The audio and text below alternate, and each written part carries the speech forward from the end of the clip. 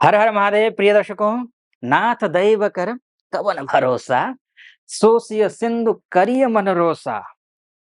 कादर मन कहूँ एक अधारा, दैव दैव आलसी पुकारा। श्री रामचरितमानस में तुलसीदास जी लिखते हैं ये। यानी कि जो अकर्मण्य व्यक्ति होता है, जो कर्म नहीं करता है, कर्महीन होता है, वो व्यक्ति हमेशा दुख के समय में भगवान को ही कोसता रहता है। दैव दैव आलसी पुकारा, वो आलसी है, कुछ नहीं कर पा रहा है, लेकिन वो कोसेगा। लेकिन आप तो अच्छे व्यक्ति हैं, ये वृषभ राशि के व्यक्ति हैं। अब वृषभ राशि के व्यक्तियों के लिए मैं बात करूंगा सोर्स ऑफ इनकम को लेकर के। आपके लिए ये जो 10 महीने हैं ना, वो 13 वर्ष आगे ले जाने के लिए हैं, क्योंकि 12 वर्ष के बाद पुनर्वसु नक्षत्र में गुरुदेव पुनः आ रहे हैं। अब पुनः गुरुदेव जब 12 वर्ष के बाद इस नक्षत्र में आएंगे, आपके गुरुदेव, ये जो पुनर्वसु नक्षत्र है ना, ये भगवान राम का भी जन्म इसी नक्षत्र में हुआ है। चैत्र शुक्ल नवमी तिथि पुनर्वसु नक्षत्र में भगवान श्री राम का जन्म हुआ है। तो अब ऐसी स्थिति में आपका जो पुनर्वसु सोर्स ऑफ इनकम का ग्रह है, गुरुदेव हैं, गुरुदेव पुनर्वसु नक्षत्र में जाएंगे।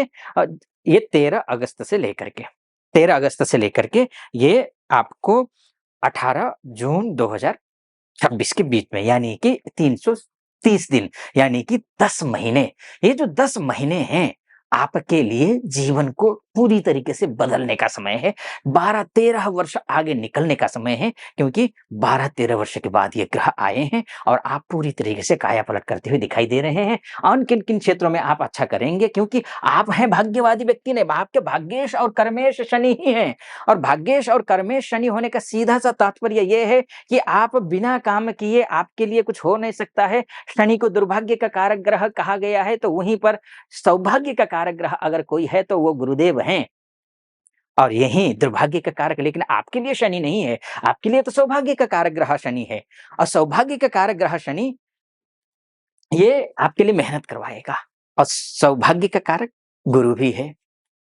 दोनों ही ग्रह उपलब्धि के ग्रह हैं, धन के ग्रह आपके लिए। शनि पर, अभी ये शनि की जिक्र क्यों कर रहा हूं, ये भी मैं आपको बताऊंगा।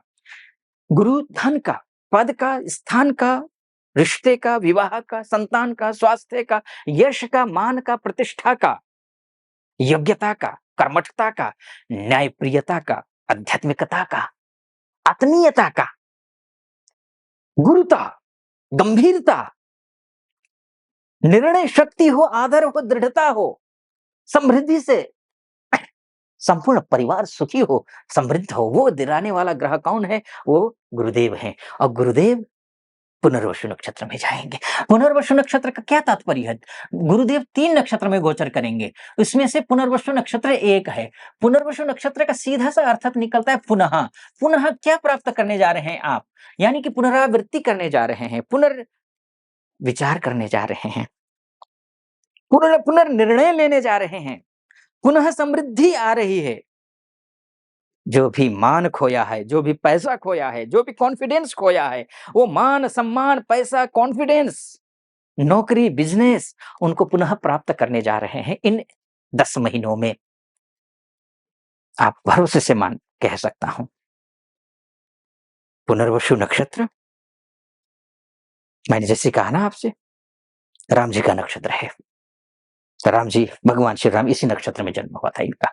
संघर्ष करना पड़ेगा, वो अलग बात है, लेकिन अच्छी बात ये है ना, क्योंकि आपका तो संघर्षमय जीवन शनि है। शनि, मैंने शुरू में कहा आपसे कि बिना मेहनत के ये देगा नहीं कुछ भी। अगर पैसा पाना है, कुछ भी जीवन को सेटल करना है, तो भाग्यवादी बनिए मत, आप कर्मवादी बनिए, भाग्य स्वतः साथ दे देगा। तो ये आपके लिए शुभ है, ये 10 महीने। और किन किन क्षेत्र में कब होगा सबसे अच्छा, किन भगवान की पूजा करनी है, क्या उपाय करना है वो, और कब वक्री हो रहा है, और सबसे बेहतरीन स्थिति, और क्रमशः बताऊंगा कितना प्रतिशत देगा आगे। उससे पहले एक निवेदन आपके समक्ष रखूंगा। यहां तक पहुंचे, सटीकता दिख रही हो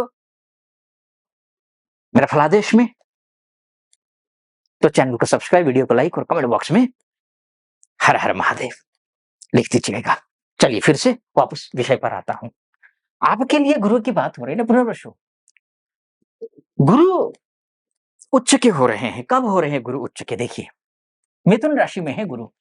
आपके भाग्येश, आपके कर्मेश, वो इसे लक्ष्मी नामक राजयोग बना रहे हैं। ये गुरु, ये आ जाएँगे 18 अक्टूबर को यहाँ। 18 अक्टूबर से लेकर के आपके ये 5 दिसंबर के बीच में उच्च के रहेंगे। उच्च के होकर के सीधा भाग्य स्थान को देखेंगे। यानी कि सबसे बेहतरीन टाइम आपके लिए 18 अक्टूबर से लेकर के 3 दिसंबर के बीच का है, ये समझ लीजिए।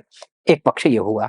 दूसरा पक्ष ये है कि 11 नवंबर को वक्री हो जाएँगे। 11 नवंबर को वक्री होकर के ये आपके 11 मार्च तक वक्री रहेंगे। यानी कि 120 दिन अर्थात 4 महीने और इन 4 महीनों में पीक पर रहेंगे आप। एक तो ये है कि 18 अक्टूबर से 5 दिसंबर ये सबसे बेहतरीन क्योंकि उस समय गुरु उच्च के होंगे। डिग्री वाइज़ भी अच्छी रहेंगे, अच्छी स्थिति में है। उसके बाद जाकर के ये डिग्री वाइज़ तो मैं बहुत अच्छी स्थिति में नहीं बोलूँगा, ठीक-ठाक स्थिति में है, लेकिन उच्च के हैं, तो अच्छे रहेंगे। अ, नहीं बहुत अच्छे रहेंगे, डिग्री वाइज़ भी बहुत अच्छे रहेंगे गुरुदेव, बहुत अच्छी स्थिति में रहेंगे। ठीक है जी? अब उसके बाद जाकर के ये फिर से 5 दिसंबर को फिर पुनः ये धन भाव में जाएँगे, धन की वृष्टि तो करेंगे ही, इसके साथ में ऐसे कुछ काम करवाएँगे जो आपके लिए शुभ हैं।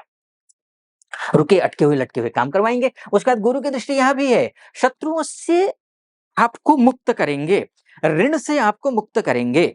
इन 10 महीनों में आप पूरी तरीके से ऋण से मुक्त हो सकते हैं, शत्रुओं से मुक्त हो सकते हैं, रोग से मुक्त हो सकते हैं, व्याधियों से मुक्त हो सकते हैं, आप धन-धान्य से परिपूर्ण हो सकते हैं, आपका विवाह हो सकता है। जो असंभव काम है वो संभव हो सकता है। आपके इसके साथ में आपके लिए कर्म भाव में भी बढ़ेगा, परिवार में सम्मान बढ़ता हुआ दिखाई दे रहा है, समाज में मान-सम्मान बढ़ता हुआ दिखाई दे रहा है, आपकी गंभीरता दिख रही है, आप पढ़ाई-लिखाई में इंटरेस्टेड दिखाई दे रहे हैं, ज्ञानी बनने जा रहे हैं, आध्यात्म में आपका मन जाएगा, धार्मिक भी बनेंगे तो आध्यात्मिक भी बनेंगे, आपका तर्कशास्त्री बन सकते हैं, विचारधारा आपकी अचानक बदल सकती है, ऐसे लोग आपके आस-पास आ सकते हैं जो कि पढ़े हैं, सभ्य हैं, संभ्रांत हैं, अच्छे हैं, आचार-विचार जिनके अच्छे हैं, वो आप हो सकते हैं। कहीं अगर पीछे भटक गए हों, तो सुधार आ सकता है, बहुत कुछ बदलाव हो सकता है। इन 10 महीनों में बहुत कुछ बदलाव हो सकता है इन दिनों। लेकिन करना क्या है, मान के चलिए कि आपके लग्न कुंडली में ग्रह खराब है, यानी कि गुरु बहुत ही खराब स्थिति में है। वो लग्न आपके षडबल में कमज़ोर है, दिग्बल, कालबल, चेष्टाबल, इत्यादि में सब में कमज़ोर है। षोडश बल में षोडश वर्ग में कमज़ोर है। उसके बाद जाकर के आपका जो है अस्तंगत है, यानी कि दीप्तादि अवस्था में खाल अवस्था है, दीप्त अवस्था है, विकल अवस्था है, इत्यादि अवस्था है। तो क्या करेंगे? फल तो मिलेगा नहीं आपको, फिर बाद में कहेंगे आचार्य जी ने तो कहा था, लेकिन फल आचार्य जी तो गलत साबित हुए। तो अब ऐसी स्थिति में उपाय बताता हूँ, उन उपायों को फॉलो करना है, क्योंकि ग्रह कमज़ोर होगा ना देखिए आपकी कुंडली में, तो वो फल मिलता नहीं है ना? तो उपाय बताता हूँ, श्री विष्णु सहस्त्र नाम का पाठ करना है। पीले आसन पर बैठ कर के घी का या तिल का तेल का दीपक जलाइए, पवित्र होकर के, पवित्र वस्त्र पहन कर के केसर या हल्दी का टीका लगा करके आप विष्णु सहस्त्रनाम का पाठ करिए। वो नहीं कर पाते हैं तो ओम नमो भगवते वासुदेवाय इस मंत्र का जाप करिए। अगर ये भी नहीं हो पाता, क्यों ये तो क्यों नहीं होगा? होना ही चाहिए। अगर ये भी नहीं हो पा रहा है तो धिक्कारिए जीवन को। चलते-फिरते आप भगवान जी का नाम लेते रहिए और इसी द्वादश अक्षरी महामंत्र का जप करते हुए तुलसी जी पर जल चढ़ाइए। बस संडे को मत चढ़ाइएगा, एकादशी को मत चढ़ाइए, अन्य दिन चढ़ाइए। ये करिए, शुभ रहेगा। मेरी शुभकामना आपको। ये काया पलट करने का समय है। खूब मेहनत कीजिए। मेरी आशीर्वाद, शुभकामना। डिटेल में अगर कुंडली के बारे में जानना चाहते हैं ना कि वाक़ई में क्या हुआ, ग्रह संघर्ष ही करवाएँगे या कुछ अच्छा भी होगा, तो नीचे नंबर है, उस नंबर पे कॉल कीजिए, व्हाट्सएप कीजिए, चाहे आप देश में से देख रहे हो, विदेश से देख रहे हो, महिला हो, पुरुष हो, आप कॉल कर सकते हैं, व्हाट्सएप कर सकते हैं, मेरी टीम से बात कर लीजिए, अपॉइंटमेंट ले लीजिए, मैं स्वयं आपकी कुंडली का विस्तार से विश्लेषण करूँगा। सटीक लगा हो, सब्सक्राइब, लाइक और कमेंट कर दीजिएगा। फिलहाल अनुमति दीजिए। हर हर महादेव।